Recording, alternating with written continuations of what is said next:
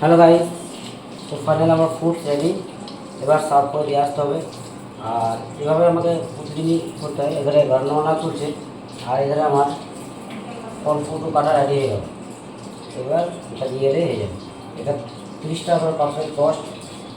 আমি নিই 5 রকম 6 রকমের ফল থাকে। আর বাকি তো আমার আছে, এটা আমার জন্য, মানে আমি খাবো। পেঁপে খাওয়া খুবই ভালো, শরীরের পক্ষে উপকারী, লিভারে খুব সুন্দর কাজ করে। আর পারলে তোমরা অবশ্যই একটু একটু করে ফল খেও। আর তার সাথে সাথে আমার এখানে মেনু রেডি হচ্ছে। আর আজকের মেনু তো বানাচ্ছি আমি চারা মাছ ভাজা, শাক ভাজা, আলু চোখা, তার সাথে আছে চিকেন কষা, ভাত, ডাল, চাটনি, পাপড়। তো গাইস, আমার এখানে মেনু রেডি হচ্ছে।